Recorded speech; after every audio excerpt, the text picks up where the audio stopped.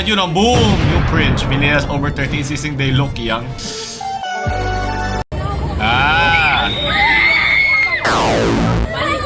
Balik? Ano yan? Di na kailangan ng money, ha? Kamusta yung mga kasano ka pa si Paolo at masama pakiramdam ko at parang pasasamain ko palalo ang pakiramdam ko dahil dadaan natin ang sulot ngayon linggo atin agad simulan. Dapat naka-uniform sa school. Kuya, dapat naka-uniform po, naka-uniform. Uniform naman yan ah. Di ba ito parang type 2 ba tawag ito? Type 2, type 3 may mga ganun? Naka-uniform. Pwede mo natin. Wait a minute. Who are you? May baon ka, kuya? Po? May baon ka? Wala po. Sige, bigyan mo na 2,000 sa'yo na. Sige sir. Boss, thank you. Parang daming mali doon. Una, uniform yan. Pangalawa, content. Well, alam mo, hindi na pa ako nagulat na wow, shocking content creators making content.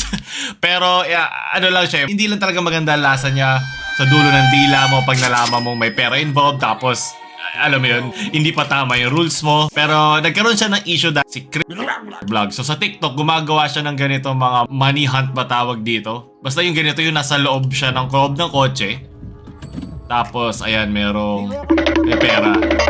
Oh my God, yun ang boom! Nakakatakot lang yung ganito. Hirap pagdating sa pagpera yung ano. Lalo na pag hindi mo siya pinrepair sa isang paraan na wala masasaktan. Kasi alam ko gumagawa tayong tumawa ka. Talo ka kung saan naglalagay ang code, di ba? Wala namang magtatalo to, wala mag-aaway. Pero pag itong public setting, pag nakakita ko ng ganun, sukot talaga siya. Cringe siya sa akin eh. Na ano siya, parang bottom tier kind of entertainment. Like, okay lang naman. Lahat naman ng klase ng entertainment meron eh. Pero, alam mo yun, madali kasi ibato yung pera ng gano'n eh, tas kukuha eh. So, nagkaroon siya ng issue dyan na mali na uniform to, na unfair sa kanya. Baka yun yung way niya na para bawian siya. Di ko lang kung nauna itong orange o itong yung sumunod na video o ito yung pangalawa. Baka ito yung way niya na, balik ka na ano kita. Pero either way, recurring character siya eh. So, nawawala na yung pagka-authentic ng content. Pero ito yung mga content niya.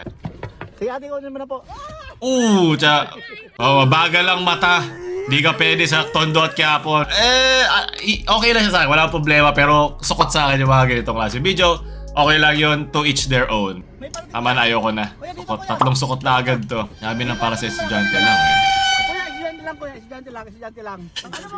Ang bilis ng mga nasa motor eh. Meron tong kung ito pera na kaya niya ilabas ng binibigay lang niya. Meron tong G-word na sponsor, sigurado ako. Yung na kailangan tingnan yung page niya, comment nyo lang down below kung tama ako. Kahit ikaw Mr. Editor, huwag mong lalagyan, huwag mong papakita, bawal tayo magpakita nun eh. Sigurado ako meron. Walang gagawa niya na walang kapalit either way. Yun yung ecosystem nila eh. Katok, kuya, katok. So unang kumatok makakuha. Dito. Hindi pwede ginagawa niya kasi kumatok na si Pula eh. So dapat siya. So yung act of pagkatok, hindi ito parang sa party yung kukunin mo, yung agawan kayo sa ibabaw, yung batak lang ng batak ng mga laruan at mga pera. Nakakatakot yung ganitong klaseng challenge. Kasi physical eh. May pisikalan eh. Hindi siya pwede eh. Ano yan? Mapupunit pa yung pera. Sukot yung limang yun. 5-5-0 agad sukot. Damn, tama na. Sunod. The government did a great job removing fixtures from our cards only to replace it with an automated convenience fee which you do not see in your official LTO. Hindi po pwede cash, pero may convenience fee. 60 pesos plus 2.24% ang total purchase sum na hindi makikita sa official resibo ng LTO. Salamat po. Parang nililegalize mo isang illegal. Di na kailangan ng red tape kung sa mismo branch meron, di ba? Tama nga naman. Convenience para sa kanila, hindi para sa'yo kasi nagbayad ka pa rin na extra eh. Ay, Pilipinas kong mahal sukot. Kunyari, nandiyan si Pablo na dulas. Anong gagawin mo? Ayan, nandiyan si Pablo. Dali, anong gagawin mo? Pablo? Okay, tutulungan mo siya. Hoy, Pablo! Ayun na! Uy, sorry! Ito mangyari sa money hunt eh. Pwede ka madulas, pwede ka masaktan, pwede hindi ka na mahal ni Pablo, pwede hindi ka na pinapansin, diba? Sulot! Sa wakas, may isa din. Ano to? Making faces that you got. Cute naman, merong may background music yung nagja-jogging sa likod dito si kay Kuya. Hindi siya sukot kasi ginawa nila to dati. So, sulot to sa akin. Binigyan nyo ng team song nagja-jogging sa likod. Kahit ate ka nagsasabi ka pa rin ang totoo. Tigilan mo na ha. Kaya nga nagpapatino na ako eh. Wala kang mapapala dyan ha. Kahit nagdodroga ako ngayon, pero nagpapatino pa rin ako. Nagdodroga ka pa rin hanggang ngayon? Pero nagpapatino pa rin ako. Tigilan mo na ha, tigilan mo na. Nagpapatino na ako. Kaya tinigil ako na. So Sulot, dahil tinitigilan niya, pinapabuti niya ang kanya sarili, walang problema sa akin yan. Ronald Aquino, greeting si Mark Anthony Fernandez to binabati kita ng happy birthday sa'yo. God bless you always. Mabuhay ka. Thank you, Mark. He is locked in, man. Locked in like no other, man. Sulot. Nasulot niya. So, thanks for the ride. Copyright. No problem. Copyright, yeah, woo, copyright. Sino yun? I don't take cash. I think ibig sabihin nun yung kinikidnap sila, okay? Alam ko, marami dyan na mahalimuyak ang isip. Ayoko na buksan to comment section. Nakita niyo yung comment section na hindi ko na bubuksan. Malalayan. Sukot. Ano, okay lang naman maging sukot kung bata ka pa, di ba? Walang problema. Yap, sir, kung kay Pat Choy po, yan malapit na. Kakasakit. Yun ang makukuha ko sa angpaw ko sakit. Kung hindi, wild photos nila. Rian. Sulot. New cringe. Millennials over 30 insisting they look young. Okay. Newer cringe. You're not yet in your 30s but you look like you're already past that. Men, wag mo simulan yung mga yan kasi lumaki yan sa trash talkan. Mga edgy days, men, na ano nga eh, na-stifle na nga eh, na nahinaan na nga kami ng pagta-trash talk ngayon dahil sa mga guidelines na yan, ng TikTok, YouTube, Facebook. Nung dati walang guidelines kung ano-anong kabalastogan ang sinasabi namin. At wala nakaka-cancel. Walang makikita, may random N-word dati dyan. So, wag nyo simulan, okay? Pero yung mga tao na ganyan, ang dami-daming filter sa TikTok na ginagamit ng indie millennial eh. So, available to sa lahat eh. So, ano problema kung may gusto gumamit yan? Ako di ako gumagamit siya kasi, ewan ko, fake lang siya sa akin. Pero sa mga tao gusto gumamit yan, may feature yung mga platform eh. Kala ko ba hindi toxic ang threads? Okay, ako na pala dyan. Gumawa pa man din ako ng threads. Nag-post pa man din ako doon. Wag na pala. Kaya okay na ako sa Facebook na ikipagpalitang recipes sa mga nanay. Wag lang number ha. Easy ka lang dyan ha. Nag-away na yung mga henerasyon. Gen Z versus Millennial. Bahala kayo dyan. Sukot. Alam mong trentahin na pag nagtuturbo. Di ba pwede busy lang? Pero hindi ako nagtuturbo kasi nakakabobo yan. Sa Dota, I mean, yung feeling mo, ang galing-galing mo mag-farm. Di ko lang kung may turbo din na version ng LoL. Pero sa akin kasi, panagaya yung mga tropa ko, pag kaya talaga ng oras ko, rank lang talaga, rank or normal. Pero hindi ako nagtuturbo. Kung wala akong oras, hindi ako magtuturbo. Okay, parang ganun yung ano ko eh, ganun yung may. Alam ko, sa ibang tao, talagang gusto lang nilang makamot yung itlog nila, maka isang laro lang, maka-trash talk lang ng isang all caps, unhindered sa isang Bisaya or Tagalog. Okay ba play my video games? Dami, nantok lang. Okay, let me just turn on the turbo. Sulot, masyado tong totoo. Ako lang ba off when a new hire, lalo na under supervision, nag-first name basis agad. Like we haven't even built rapport yet. People who've worked with me for years earn that level of familiarity. Hindi siya freebie. This isn't pagiging old school or pagiging maarte. This is hierarchy and professional boundaries. Respect is the entry point. Familiarity is a privilege. If you want access, earn your titles exist for a reason. Saan company kayo para mayo? Ano tawag siya? Master? Idol? Lodi? Siyempre pangalan mo. Pero ewan ko saan mo nakukuha tong ano mo. Siguro okay ito pag kunyari hire mo. Pero kung katrabaho mo lang, pare-paro lang tayo ng boss dito. Anong gusto mong maging? Di ko naman hinahanap yung pet name mo sa jowa mo eh. Yes, my lord! Oh, it all interconnects sa Dota kanina po. Ito Warcraft. Nagpaliwanag siya. May second part na dinagdag niya after 2 hours. Nagpaliwanag siya. A lot of details kasi siguro medyo misunderstood. First time ko pa lang siya na-meet. First interaction namin and the opening and live.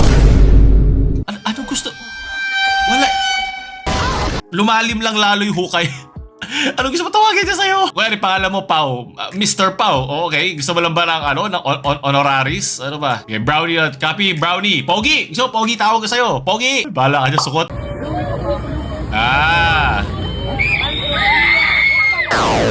Master Sanker. Binigyan niya ng 100k.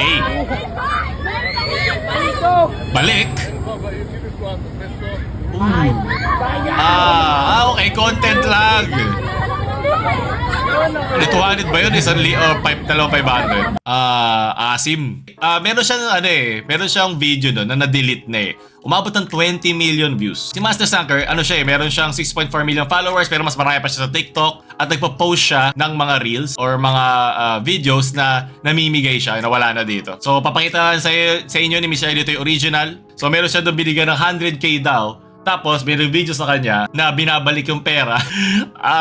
Tapos, 200 pesos lang yung binigay. Hindi ko lang dalawang 100 o dalawang 500. Either way, fake siya.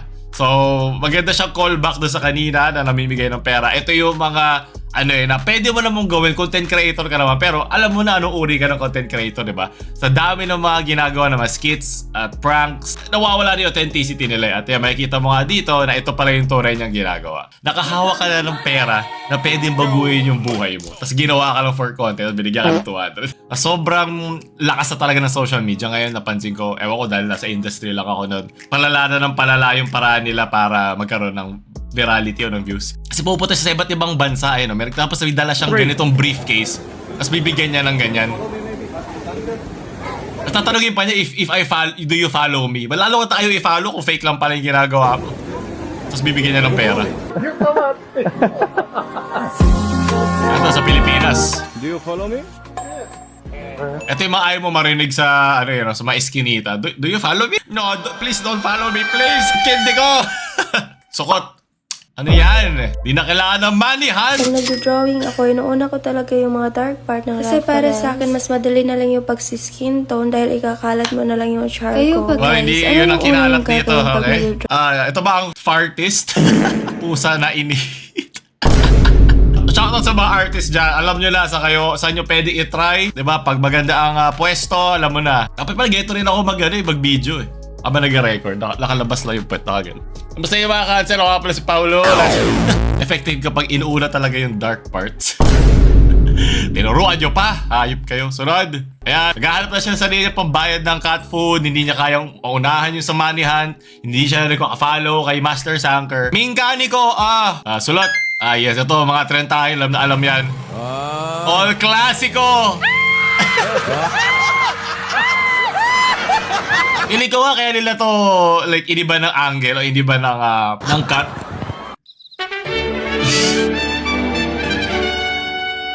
Hindi, naskipan na. Okay, at least iba yung lumabas na Wally. Hindi yung OG Wally na alam natin. The bold is real. Classic. So what an insane pull golden. Magkano ba to? PSA ba to? May nakaslab na ba to? Ha? So ako pwede i-swap dito? Swap ko ba dito? Pwede ko ba ito i-swap kay Mami Oni? Mami Oni, please! Sulot, pila daw ang abang diridi. Luto ang itlog ko dyan. Di pa kayo nagpapawis. Pawis na kayo. Alam mo na ang asim ng kasama mo, diba? Amen. Sulot, mga bata sa hindi nyo inabay 50 pesos na bag dito. Oh my God, mas malakas to. Tunay na pain. Ay, di pala siya pain. Ano pala to? Si Hidan. Hayop kayo. May 5 piso pa. Alam na kaya nila 5 piso noon. Ito mga money hunt na mahirap hanapin ngayon kasi pwede ka makasuhan. Sukot! Dahil huwag niyo matutruwigan ng pera, bawal yan, illegal po yan. Doon tatapos sa ating mga sulot-sukot ngayon. Sino nanalo ngayon? Si Master Sanker o si Chris Shipper? Ako nga pala si Paulol. Ito ang paalam.